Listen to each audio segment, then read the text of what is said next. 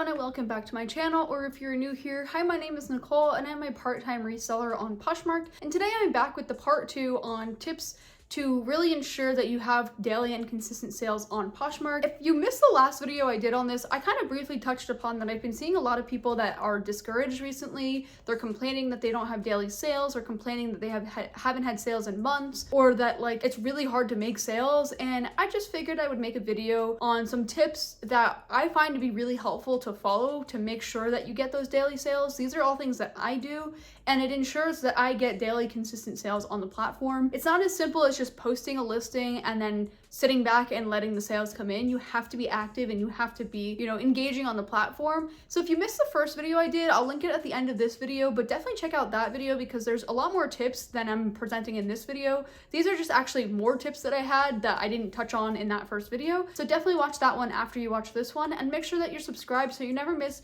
future videos that I do just like this one on this channel.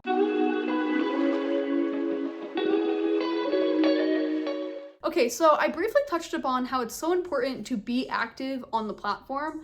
So that is so crucial because, again, you can't not be on the platform and make daily sales. It's just not how it works. So you have to be active, and I always recommend being active by listing new items, sharing your items, and maybe sharing community shares even. That's just being active, commenting and hopping into some shows, and just being active overall, accepting offers, sending offers, all that. I think it's so important to share your closet multiple times a day because I feel like the majority of people that claim that they don't have daily sales, when you look at their closet, they haven't shared for several weeks, several months, or maybe they only share like 2 to 3 times a day. And I'm here to tell you that you need to share more than 2 to 3 times a day to really ensure that your closet is getting the attention it needs. Think about how many people are on the platform. Think about how many people are sharing their items throughout the day. Your items, if you're only sharing them 2 to 3 times, are gonna get lost in the feed. No one's gonna see them. But if you're sharing consistently throughout the day, my general rule of thumb is once an hour, but again, whatever works for your schedule, that is going to ensure that the most eyes are going to be seen on your items. And so 2 to 3 times a day is not going to cut it. And that's the honest truth. You need to be sharing more than 2 to 3 times a day, maybe at a minimum 10 times a day. But even that, like if you have a really small closet, you can share way more than that.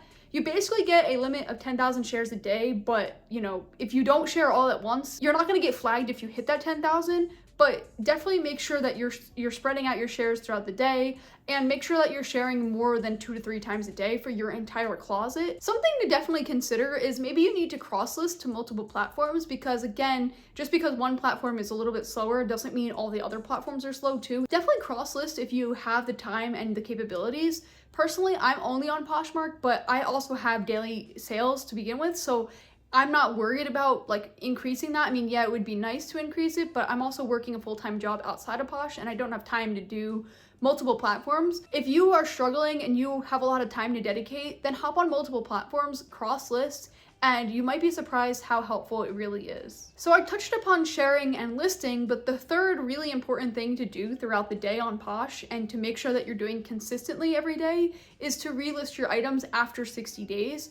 So I know this is kind of a controversial one because, again, people were not like relisting for a while, but I think you can still get away with relisting your items after 60 days and not get flagged. POSHMARK gave us the filter that tells us how old your listings are, so go through those items that are 60 to 90 days old and get them relisted. You'd be surprised just how fast they sell, because that's the other thing I've noticed with a lot of these closets that are complaining. While their shares are not being happened and while they're, not active on the platform, the next thing is all of their listings are super old. Some people don't even know what like relisting is. They're like, oh, you mean just sharing? And I'm like, no, I mean like actually making a copy of the listing. And some people will say, oh, I've had this item listed for 3 years and it didn't sell. And I'm like, did you relist it at all? No, I haven't. Well, that is exactly why your listings aren't selling, because they're not being shown in the new items feed. They're not being shown in the fresh closets feed. So that is so important. And again, things sell so fast when they are relisted. So go ahead, take the 2 minutes that it does take to relist an item, and you'd be surprised how fast things will sell after that, even if they've been sitting for like 3 years. So I briefly touched on like community shares in a prior tip, but again, if you have 0 community shares, that kind of does impact you. Now, I'm not saying there's a 1-for-1. If you share community shares, you're going to make more sales. But in turn, if you are sharing other people's items, then they're gonna share your items, and then that's gonna get your items in front of more eyes. So it kind of just helps. And again, it's one of those things that Poshmark rewards you for being active, so you might as well do it. If you have a VA, it makes it really easy. You don't even have to think about doing community shares. Like, I have my VA that runs for me. It does those community shares, so it's really nice that I don't have to like waste my time doing it, but it actually is important to do. And I think any amount of promoting and sharing on the platform is beneficial. The next thing that is really crucial is to just share out your listings on social media, promote them. You know, you could post on all the different socials. You can share to Facebook, you could share to Pinterest, you can share to Instagram. There's so many ways that you can promote your closet. You could also, you know, promote it to your family and friends, post on your personal socials. Get the word out there that you are selling things, because again, you never know who's gonna wanna get in contact with you to buy things. You might have a friend on Facebook that then knows someone that's looking to buy online, and you never know who's gonna connect with what. So just share out your link, and maybe others will share it out for you, and that will just help you get more people to come into your closet, and in turn, that's just gonna help you get more sales. Details in your listings are so important. Now, again, I see a lot of closets that just have like one sentence, or they have, you know, new with tag piece, and then it doesn't say anything about the material, the condition, the size, the you know, anything of that nature. So if you don't describe anything, if you don't have measurements, if you don't have details, personally, I'm not going to want to shop from you, but I know a lot of other people aren't either. So you need to have those like details and descriptions. Otherwise, people are not going to want to purchase. And I'd much rather shop from someone that has details and measurements and things like that.